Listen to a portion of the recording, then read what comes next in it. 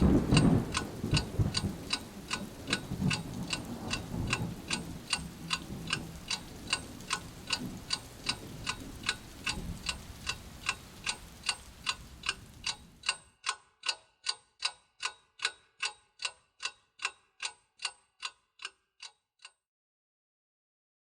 I'm David Surface, and welcome to One Good Story. This time we're talking to writer Patricia Lillie, whose collection, The Cuckoo Girls, is coming out on Trepidatio Publishing. And we're going to be talking in particular about her story, Legacy. Congratulations on Cuckoo Girls coming out. Thanks. Yeah, you're welcome. I love it. I've been reading it all. It's just beautiful.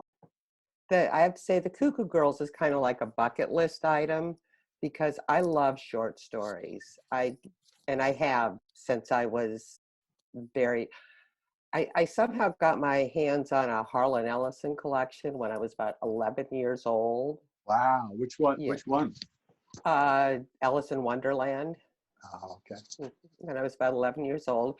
Probably explains a lot, therapy, all that stuff. But I love short stories, to read them and to write them. So having a collection of short stories out it's just something that I've dreamed about, since back when I'm old enough that short stories were everywhere. There were a lot of anthologies and collections and far more magazines. So the opportunity to do that, there's just something about a short story that's special.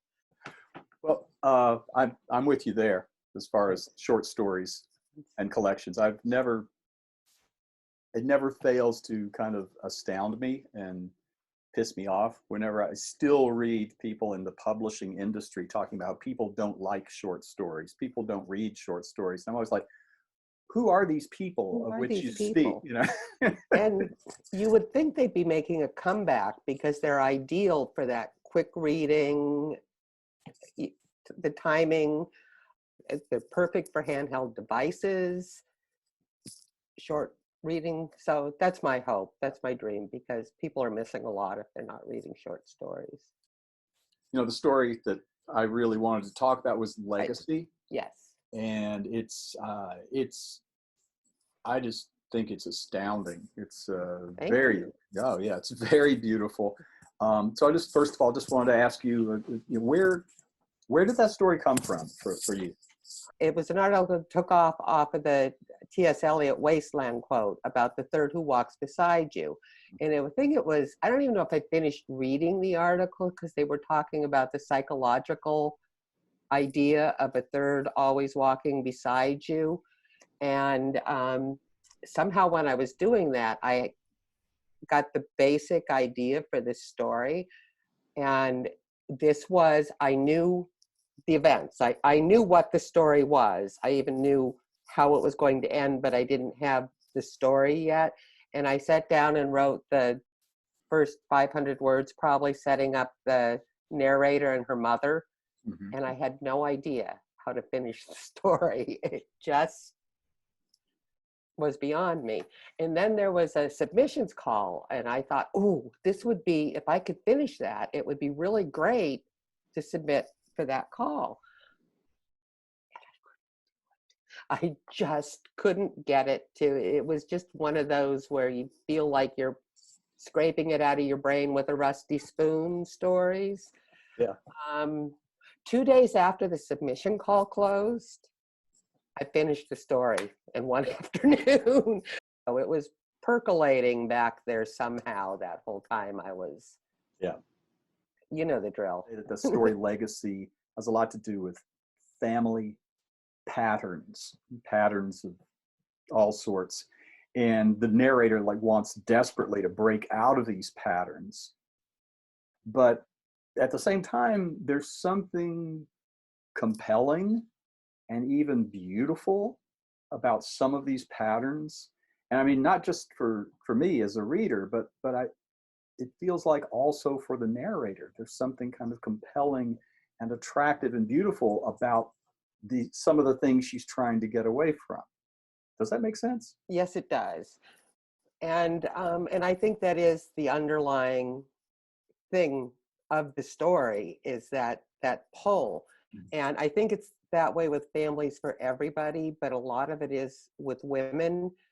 And you know, especially my generation, there are so many family expectations that you grow up thinking you have to fill.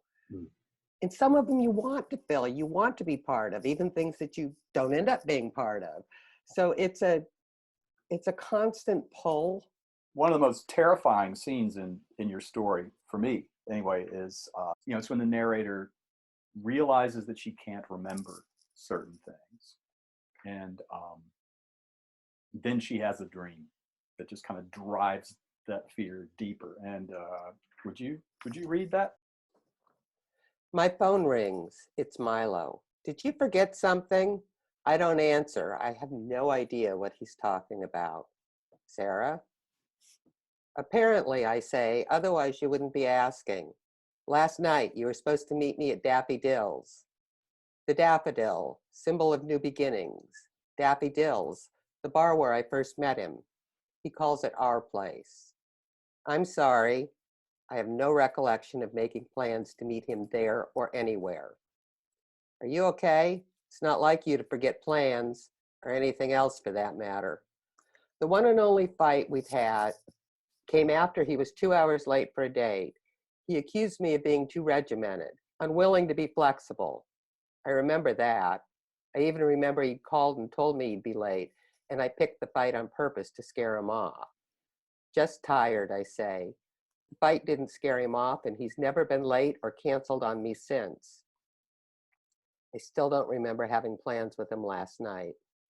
Leah says she ran into you in Kroger's. She said you looked pale. Are you sure you're all right? Leah, possibly biblical. Possibly biblical. No confirmed meaning. Leah Organa, Luke Skywalker's sister. Leah Orlowski, Milo's sister. Leah, the woman in the grocery store. I'm good. Maybe tonight I'll try to make up for my lousy memory. Last night was the first we spent apart in weeks. I didn't miss him. I never even thought of him. Lousy memory, you, that's rich. Same time, same place? Panic washes over me. I don't know the time, and I've already forgotten the place. The one he calls our place. How about my place? I'll cook. I try to sound bright and perky. Are you sure you're okay? He asks. I just want to make up for last night. I'll make something special. In truth, I can't remember what he looks like, and I'm afraid I won't be able to find him in a crowd. He agrees, and we make plans.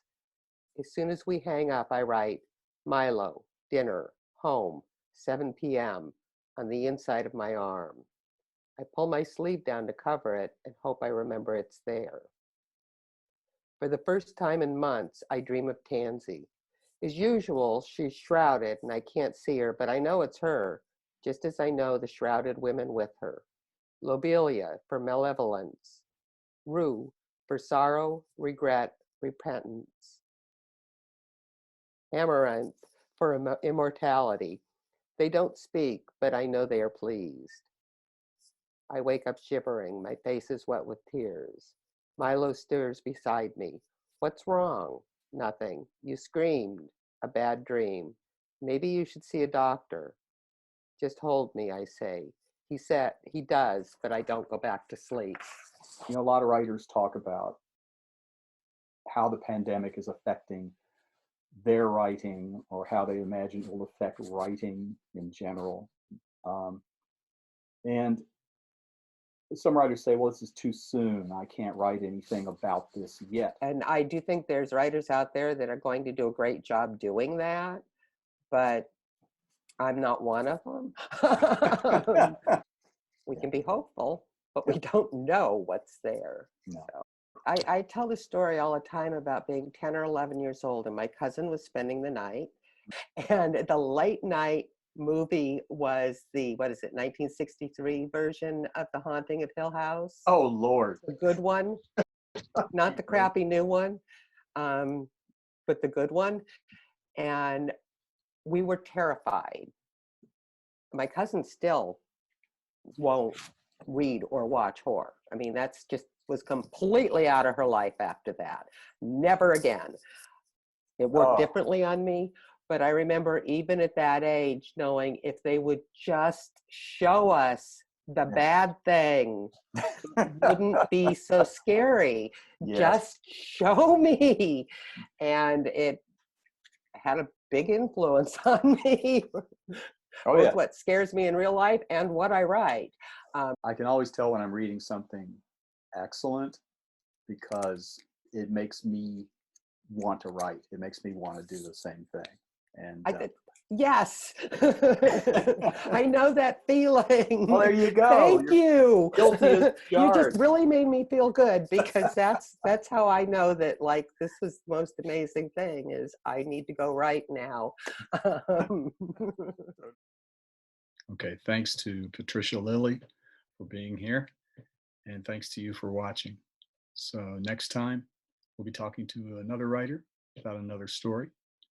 So until then, take care of yourself, take care of each other.